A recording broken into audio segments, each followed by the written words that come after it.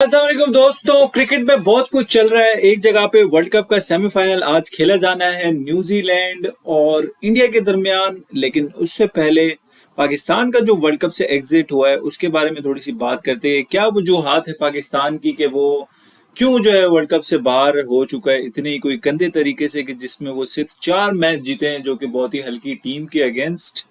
और इसके अलावा अब्दुल रजाक साहब ने भी कोई बयान दिया है, बहुत ही कोई प्यारा तरीके वाला बयान दिया है, उस पर भी बात करते हैं। और सिलेक्शन कमेटी को भी जो है वो सैक कर दिया है। मॉर्नी मॉर्कल साहब ने भी इस्तीफा दे दिया है उससे पहले कि वहां पे इसको धक्के मार के निकाले। तो बात करते हैं वन बाय वन। सबसे पहले जो बात आती है वो आती है कि वर्ल्ड कप एग्जिट जो हमारा हुआ है उस पे वो क्या ऐसे पॉइंट्स है कि जो हमने डिस्कस करने के, जिसपे हम जो है वर्ल्ड कप सीधे सीधे जो है वो हमारी जलील हो के हम जो है वो वर्ल्ड कप से एग्जिट हुए हैं। तो नंबर वन पॉइंट ये है कि सिलेक्शन जो है वो हमारी सबसे गंदी हुई थी इस वर्ल्ड कप में। जो कि हमने देखा, सबसे वन नंबर पे जो हमारी सिलेक्शन हुई वो है ये कि स्पिनर्स जो हम लेकर गए, हमने जो स्पिनर्स के रिकॉर्ड बनाए हैं वर्ल्ड कप में, फुल टॉस के हमारे रिकॉर्ड हो चुके हैं। हमने सबसे ज्यादा कोई फुल टॉस फेंके इस वर्ल्ड कप में, यानी फुल टॉस यानी छिक्का। फुल टॉस आप जिस बैट्समैन को देंगे तो वो सीधा आपको छक्का तो मारेगी। तो हमने फुल टॉस का जो हमारे स्पिनर्स है वो रिकॉर्ड बनाया है इस वर्ल्ड कप में कि सबसे ज्यादा जो फुल टॉस फेंके वो हमारे स्पिनर्स ने फेंके। तो हमने जो है वो अपने मेन स्पिनर को जो है वो रिजर्व में बिठाया हुआ था, अबरार अहमद साहब। जहाँ के दूसरे स्पिनर्स शम्सी को देख लें, आप जैम्पा को देख लें, कुलदीप यादव को देख लें, महाराज को देख लें, जो दूसरे स्पिनर्स है, राशिद को देख लें इंग्लैंड का। इसके अलावा अफगानिस्तान का जो राशिद उसको देख लें, जो कि मेन स्पिनर्स जो उनकी जो विकेटें ले रहे हैं इस पूरे वर्ल्ड कप में। लेकिन हमने अपने मेन स्पिनर्स को जो है वो रिजर्व में रखा हुआ है और हमने उसको बचा के रखा है कि नहीं नहीं, हम उसको बचा के रखेंगे, हम उसको अगले वर्ल्ड कप में जो है वो यूज करेंगे। तो हमारी फिर वो हालत होनी थी। इसके अलावा जो है वो हमने कोई बैकअप जो है वो विकेट कीपर हमारे पास नहीं था, यानी कोई बैकअप बैट्समैन भी नहीं था जिसको हम जो है वो मिडिल ऑर्डर में कोई ट्राई करते, यानी सरफराज होता। हारिस किस खुशी में जो है वो रिजर्व में बैठा हुआ है, या कौन सा ऐसा बैट्समैन था जो कि हमने नहीं रखा, शायद ओपनर ही हम कोई ऐड कर लेते, क्योंकि अब्दुल्ला शफीक भी एक मैच के बाद वो परफॉर्मेंस नहीं दे पाया। तो सिलेक्शन हमें ठीक करनी थी इस वर्ल्ड कप में। अगर सिलेक्शन ठीक होती तो शायद हम जो है वो ये वर्ल्ड कप में कोई आगे जाते, नहीं तो हमारा तो कोई काम इस वर्ल्ड कप में वैसे भी नहीं था। इसके अलावा सेकंड पॉइंट, बाबर आजम साहब की कैप्टनसी, वो भी कोई बहुत ही रूज पे चल रही है, जो अभी हटाने की बातें चल रही है उनको। तो कैप्टनसी भी एक पॉइंट ऐसा था बाबर आजम का कि जो कि इस वर्ल्ड कप में बहुत ही कोई हल्की थी कैप्टनसी बाबर आजम की, जहां पे जो डिसीजन लेते थे वो बाबर आजम नहीं ले पाए। और बाबर आजम साहब सोच के आए थे कि मेरा इंग्लिश का पेपर है, लेकिन उनको पता चला कि यार ये तो जो है वो पेपर ही मैथ का है। तो मुझे तो बताया ही गलत था कि भाई हम तो वर्ल्ड कप खेलने जा रहे हैं, मुझे पहला बताना चाहिए था ना कि हम वर्ल्ड कप खेलने जा रहे हैं। मैं तो समझा शायद इंडिया से कोई हम सीरीज खेलने जा रहे हैं, कोई 10 साल बाद जो हम इंडिया गए हैं। तो हमें बताना तो चाहिए था ना कि और भी वहां पे टीम्स होंगी। ये जो हमारा डाउनफॉल शुरू हुआ है वो इंडिया के हारने के बाद शुरू हुआ है, क्योंकि इंडिया से हम कोई ऐसा कोई गंदा हारे हैं कि हम इसके बाद उठे ही नहीं है। लेकिन देखा जाए तो इसके बाद भी हमारे पास बहुत सारे मैच थे, यानी ऑस्ट्रेलिया वाला मैच, इंग्लैंड वाला मैच, इसके अलावा साउथ अफ्रीका वाला मैच, अफगानिस्तान वाला मैच जो हमने जीतना चाहिए था वो भी हमने नहीं जीता। तो बाबर आजम साहब की भी कैप्टनसी एक कंसर्न है, जो कि मुझे ऐसा लगता है कि पर्सनली फिर उसको छोड़ देनी चाहिए, कोई दूसरा कप्तान बना देना चाहिए। लेकिन वांदड़ा यही कि कप्तान भी किसको बनाए, क्योंकि कोई है ही नहीं हमारी टीम में ऐसा बंदा या ऐसी कोई पर्सनैलिटी के जो कि कैप्टनसी कर पाए पाकिस्तान टीम की। तो ये एक अलग ही मसला है कि पता नहीं अल्लाह ही माले के कैप्टनसी। खैर, तीसरा पॉइंट ये कि हम बहानेबाजी जो है वो पूरे वर्ल्ड कप में लगाते रहे कि एक जगह पे इमाम साहब कह रहे हैं कि हमें प्रोटीन खाना चाहिए, दूसरी जगह पे हमारे कोच साहब कह रहे हैं कि वो दिल पाकिस्तान नहीं चलाया और जो है वो बीसीसीआई का ये इवेंट लग रहा है। तो ये सारे जो बहानेबाजी हमने पूरे वर्ल्ड कप में की है ना, जिसकी वजह से हमें कॉस्ट हुआ है, जिसकी वजह से हमें कहा गया कि यार वो कोलकाता की जो है वो बिरयानी हमें नहीं मिली तो हमने शायद बाहर से मंगवाई। तो ये सारी चीजें जो है ना वो पूरा बिल्डअप होता गया हमारे अंदर, और हमें समझ ही नहीं लगी कभी हम वर्ल्ड कप से बाहर हुए, कब हम अफगानिस्तान से भी हार गए। सारी दुनिया की जो भी हल्की टीमें थी हम सबसे मैच जीते हैं, और जो अच्छी टीमें थी उनसे हम सबसे मैच हारे।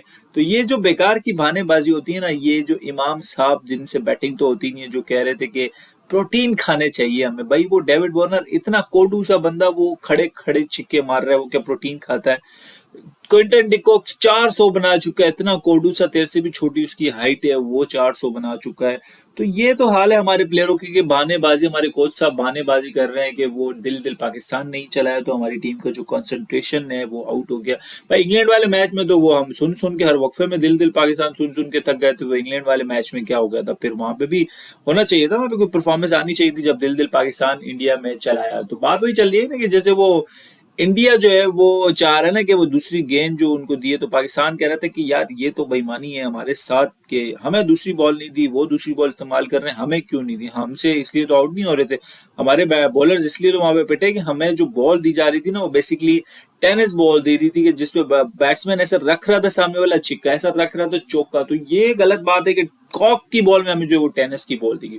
तो ये सारी वजूहत थी जिसमें हम नहीं रख पाए काबू, और अभी हम एट द एंड रो रहे हैं कि यार वो हमने जो है ना वो ये नहीं किया तो हम वो नहीं किया तो ऐसा था तो वैसा। तो ये चीजें पहले सोचने वाली होती। वर्ल्ड कप की तैयारी वर्ल्ड कप में जाके नहीं की जाती, वर्ल्ड कप से पहले की जाती है। सिलेक्शन बेहतर की जाती है, प्लेयर्स बेहतर किए जाते हैं, बैट्समैन अच्छे लेकर जाने चाहिए, बॉलर्स लेके अच्छे जाने चाहिए। तो कुछ भी नहीं था हमारे पास प्लानिंग जर्नी।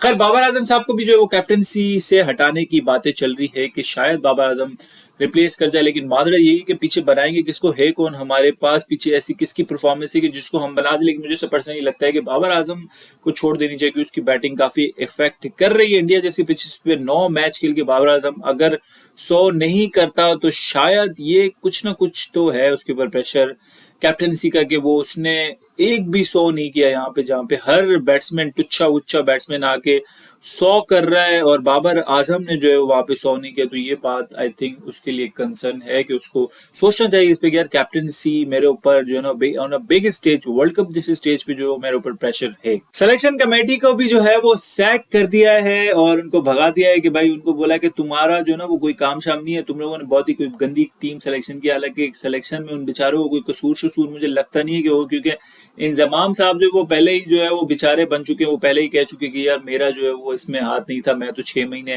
पहले, मैं तो 2 सीरीज पहले आया था तो मैंने तो कहा मैं चेंज ही नहीं करूंगा इसको, ये है वो फलाना फलाना करके जो है वो निकल लिया साइड से। और जो बेचारे जो पीछे काम कर रहे थे 4-5 लोग जो है वो सिलेक्शन कमेटी में थे, उनको भी ऑलरेडी उन्होंने सैक कर दिया और वो फिर जो है वो बेचारे घर जाके बैठ गए। लेकिन ऐसा मेरे ख्याल में नहीं करना चाहिए था, क्योंकि मेन जो प्लेयर्स हैं, जो जो डिसीजन मेकर है बेसिकली कोच, कप्तान, चीफ सिलेक्टर या बोर्ड है वो है, तो इन बेचारों को क्या कसूर था, इनको रखना चाहिए था। इसके अलावा मोर्नी मोर्कल साहब जो है वो रिजाइन दे चुके हैं अपने बॉलिंग कोच के ओहदे से, क्योंकि उनको पता है कि मुझे धक्के मार के निकाले इससे पहले कि मैं खुद ही चले जाता हूं। तो वो खुद ही जो है वो रिजाइन करके चले जा चुके हैं और अच्छा है उसके लिए और हमारे लिए भी अच्छा है, क्योंकि हमें वैसे ही समझ तो आती नहीं है इंग्लिश।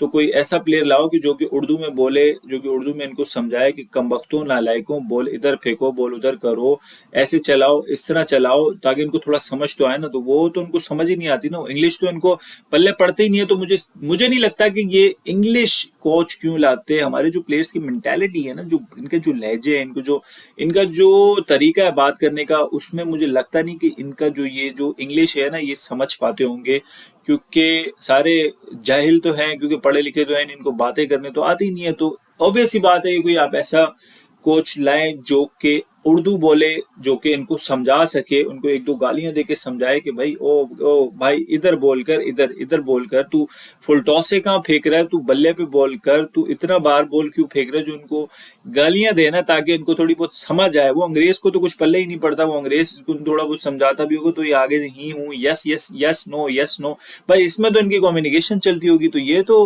हालात चल रहे हैं हमारी कोचिंग के। तो अच्छा हुआ कि वो मोर्नी मोर्कल खुद ही जो है वो भाग गया, इससे पहले कि उसको हटाते। उसको समझ लग गई थी कि मेरा पत्ता जो है ना वो गुल होने वाला है, इससे पहले कि मुझे गुल करे कि मैं खुद ही गुल हो जाऊं। इसी तरह से मिकी आर्तन साहब को भी गुल करो और मेरे ख्याल में यूनस खान साहब को कोच लाओ, जो कि हमारे चेयरमैन साहब ने जो मुलाकात भी की, यूनस खान, हफीज और वहाब। तो मैं तो चाह रहा हूँ कि इन सबको ही ले आओ, क्योंकि ये जो करंट खेल रहे हैं इनसे तो कुछ होना ही नहीं है। यूनस खान कप्तान बन जाएगा, हफीज वाइस कैप्टन बन जाएगा, मलिक साहब को मिडिल ऑर्डर में ले आओ जो कि अभी भी जवान अपने आप को समझ रहा है, और वहाब रियाज को फास्ट बॉलिंग में ले आओ क्योंकि वो भी अभी भी अपने आप को जवान समझ रहा है। तो मेरे ख्याल में इनको ही ले आओ, अच्छा है, बेहतर है, क्योंकि ये जो अभी करंट खेल रहे हैं इनसे तो कुछ होना ही नहीं है। इन्होंने जो इंडिया में जाके बहुत ज्यादा ही कोई खटियां कर ली है, तो शायद ये वापस आके कोई खटियां ही कर ले। अब ऑस्ट्रेलिया में अगली सीरीज है, उसमें पता लग ही जाएगा कि इनको ये जो वर्ल्ड कप इन्होंने खेला है ना, ये तो कुछ भी नहीं है भाईजान। ऑस्ट्रेलिया की जो सीरीज है ना, वो सारा का सारा दारो मदार है। वहां पे पता चलेगा कि तुम लोग कितने बड़े प्लेयर हो, कितने बड़े तुम लोग बैट्समैन हो, कितने तुम लोग चैंपियन हो। तो ऑस्ट्रेलिया की टीम जो, ऑस्ट्रेलिया का जो टूर है ना, it's a very important for our team कि हम वहां पे जाके जो वो क्या खटी।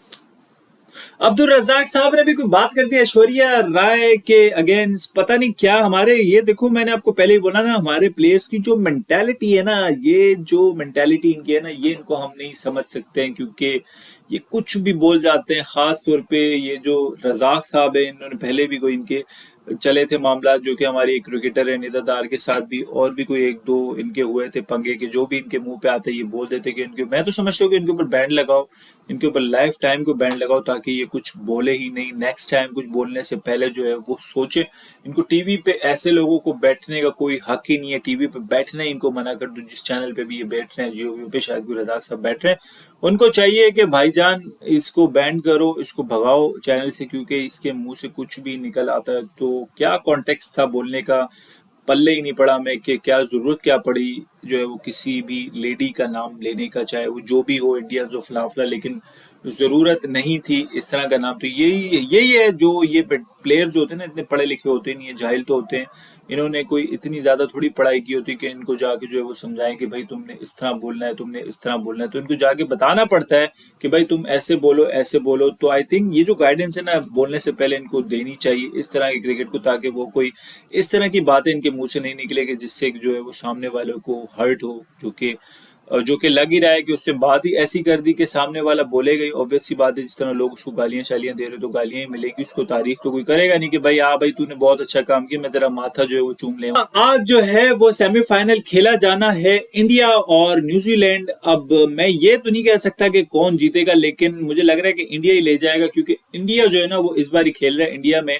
ठीक है, न्यूजीलैंड ने इनको लास्ट वर्ल्ड कप में हराया हुआ है और बहुत ही कोई गंदे तरीके से हराया था, लेकिन इन इंडिया इंडिया जो है वो बहुत ही कोई फेवरेट टीम, जिस हिसाब से उन्होंने क्रिकेट खेली है इस वर्ल्ड कप में, तो I think India should have to deserve to win the world cup. और मुझे लगता है कि इंडिया ही जीतेगा, इंडिया लपेटा ले लेगा, इंडिया नहीं छोड़ेगा भाईजान। इंडिया में खेल रहे हैं, इंडिया के बॉलर्स भी शेर बने हुए हैं, इंडिया की बैटिंग भी शेर बनी हुई है। तो मेरे ख्याल में अगर इंडिया हार जाता तो I think it's a very big setback for India, कि अगर वो यहाँ आके इंडिया में न्यूजीलैंड से हार जाते तो फिर मेरे ख्याल में वो कहीं पे भी जाके वर्ल्ड कप नहीं जीत पाएंगे।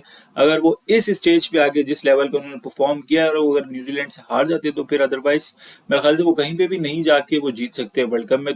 तो आई थिंक सो कि इंडिया को जीतना चाहिए। New Zealand very very tough team, लेकिन न्यूजीलैंड की जो बॉलिंग है वो थोड़ी सी मुझे हल्की लग रही है, क्योंकि बोल्ट अकेला साउथी है, साउथी ने कोई मैच नहीं खेले, फर्गूसन भी